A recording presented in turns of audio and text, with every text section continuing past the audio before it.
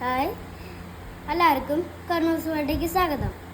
ഇന്ന് നമ്മൾ പോകുന്നത് പപ്പേൻ്റെ ഷോപ്പിൻ്റെ ഉദ്ഘാടനത്തിനാണ്. ബാക്കി അവിടെ വെച്ച് കാണാം. അപ്പോൾ ഇതാ മോൻ പറഞ്ഞതുപോലെ ഞങ്ങളിതാ ഷോപ്പിൻ്റെ ഉദ്ഘാടനത്തിന് വേണ്ടി പോവുകയാണ്. ഇത് കൊയിലാണ്ടി ബസ് സ്റ്റാൻഡ് മേൽപ്പാലാണ്, ബസ് സ്റ്റാൻഡിലേക്ക് ഇറങ്ങുന്ന സ്ഥലമാണ്. ഇത് ശരിക്കും വരുന്നത് പപ്പങ്കാടാണ്. പക്ഷേ പപ്പങ്കാട് അണ്ടർപാസ് കൂടി നമ്മുടെ കാറൊന്നും പോകാത്തത് കൊണ്ട് തന്നെ നമ്മളിങ്ങനെ മേലെ കൂടി ബൈപ്പാസിന് വന്നിട്ട് ഇങ്ങനെ പോകണം കേട്ടോ. ബസ് സ്റ്റാൻഡിനുള്ളിൽ കൂടി സൈഡ് റോഡ് കട്ട് റോഡ് കൂടി അങ്ങനെ പോകണം. അപ്പോൾ ഇതാ മോനൊക്കെ റെഡി ആയിട്ടുണ്ട്. അപ്പോൾ ഞങ്ങളിതിങ്ങനെ പോവാണ് കേട്ടോ. ഹസ്ബൻഡിൻ്റെ അച്ഛനും ഉണ്ട്. അപ്പോൾ ഇതാണ് ഞങ്ങളുടെ ഷോപ്പ് വരുന്നത്. പപ്പങ്കാട് നമ്മുടെ പുതിയ RTO ഓഫീസിൻ്റെ താഴത്താണ്. ഡ്രീം മാളില്ലേ, അതിൻ്റെ താഴത്താണ് കേട്ടോ ഷോപ്പ്. അപ്പോൾ എല്ലാവരും കുറേ ആൾക്കാരൊക്കെ വന്നിട്ടുണ്ട്. അപ്പോൾ ഇതാണ് ഷോപ്പ്. ഗോൾഡൻ ഫൈനാൻസ് എന്നാണ് പേര്. അപ്പോൾ ചെറിയൊരു പണയം പരിപാടിയാണ്, സ്വർണ്ണപ്പണയത്തിൻ്റെ പരിപാടിയാണ്. അപ്പോൾ അത് സസ്പെൻസ് ആയിട്ടാണ് കേട്ടോ പറഞ്ഞത്. മോനാണ് റിബൺ കട്ട് ചെയ്യുന്നതെന്ന്. അത്രയും നേരം ആരാന്ന് ചോദിച്ചുകൊണ്ടിരുന്നപ്പോൾ അമ്മമാർ ചെയ്യുക അങ്ങനെയൊക്കെ ആയിരുന്നു ഹസ്ബൻഡ് പറഞ്ഞത്. അപ്പോൾ ഇത് പാർട്ട്ണർഷിപ്പിലാണ് ചെയ്യുന്നത്. ഇതൊക്കെ പാർട്ട്നേഴ്സാണ് കേട്ടോ. കൂടെയുള്ള 3 പേര് പാർട്ട്നേഴ്സായിട്ടുണ്ട്.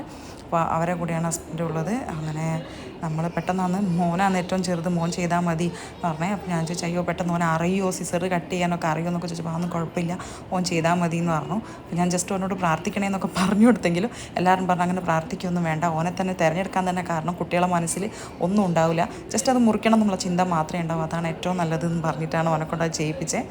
അപ്പോൾ അത് ഹസ്ബൻഡൊക്കെ കൂടെ ഉണ്ട്, എല്ലാവരും ഇങ്ങനെ പറഞ്ഞു കൊടുക്കുന്നുണ്ട്. അപ്പോൾ ഞാൻ ഒരു കൈ വെച്ചിട്ടാണ് ചെയ്യാൻ നോക്കി ആദ്യം, പിന്നെ 2 കൈനെ കൊണ്ട് ഇതാ ചെയ്തു. അങ്ങനെ ഈശ്വരന് നന്ദി പറഞ്ഞുകൊണ്ട് ഞങ്ങളെ ഷോപ്പ് ഉദ്ഘാടനം നടത്തിയിരിക്കുകയാണ്. നല്ല രീതിയിൽ മുന്നോട്ട് പോട്ടെ എന്ന് ഈ നിമിഷത്ത് പ്രാർത്ഥിക്കുകയാണ് വീണ്ടും. അപ്പോൾ തുറന്നിട്ട് ആദ്യം തന്നെ ആശാനോട് തന്നെ കയറാൻ പറഞ്ഞു കേട്ടോ. അങ്ങനെ ഉള്ളോട്ട് പോയി നോക്കുന്നുണ്ട്, എന്നാലും എന്താണെന്നൊന്നും മനസ്സിലാവുന്നില്ല. ഉദ്ഘാടനമൊക്കെ ആദ്യം നമ്മൾ ആദ്യം പറഞ്ഞു കൊടുക്കണ്ടേ, അതൊന്നും മനസ്സിലാവുന്നില്ല.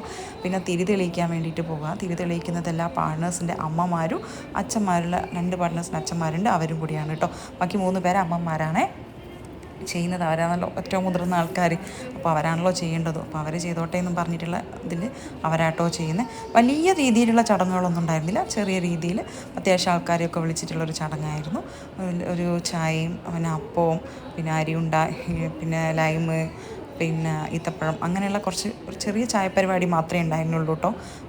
വലിയ ഗ്രാൻഡഡ് പരിപാടിയൊന്നും ഉണ്ടായിരുന്നില്ല, പെട്ടെന്ന് നടത്തിയതാണ്. ഇപ്പോൾ സസ്പെൻസായിട്ട് പെട്ടെന്ന് നാട്ടിലേക്ക് വന്നാണ്. ഇപ്പോൾ പോയിട്ട് 10 ദിവസമായിട്ടേ ഉള്ളൂ. അപ്പോഴിതാ 5 ദിവസത്തെ ലീവിന് വന്നാണ്, നാളെ പോവുക. അപ്പോൾ അതിൻ്റെ ഉള്ളിൽ വേഗം ഉദ്ഘാടനം നടത്തണം എന്ന് പറഞ്ഞു. അപ്പോൾ ഇതാണ് കേട്ടോ ഹസ്ബൻഡിൻ്റെ അമ്മയും ഇതാണ് ഹസ്ബൻഡിൻ്റെ അച്ഛൻ. അപ്പോൾ എല്ലാവരും കൂടിയാണ് തിരി തെളിയിക്കുന്നത്.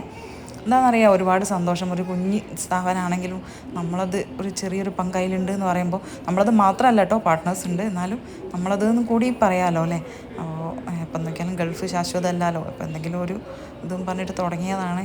എല്ലാവരും കാണുന്ന എല്ലാവരും ഞങ്ങൾക്ക് വേണ്ടി പ്രാർത്ഥിക്കണം, നല്ല രീതിയിൽ മുന്നോട്ട് പോകാൻ വേണ്ടി സഹായിക്കണം. അപ്പോൾ ഇതാണ് കേട്ടോ ബാങ്കിൻ്റെ ഉള്ളിൽ വരുന്നത്. ചെറിയ CCTV ഉണ്ട്, വെയിറ്റ് തൂക്കുന്ന മെഷീനുണ്ട്, 2 പേർക്ക് ഇരിക്കാനുള്ള സൗകര്യമുണ്ട്. ഇതാണ് ലോഗോ ഒക്കെ വരുന്നത്. അങ്ങനെ ചെറിയൊരു ഷോപ്പാണ്. അപ്പോൾ ഇങ്ങനെ പോയിക്കൊണ്ടിരിക്കുന്നത്. നല്ല രീതിയിൽ നടത്തും. എല്ലാവരും പ്രാർത്ഥിക്കുക. അപ്പോൾ ബൈ.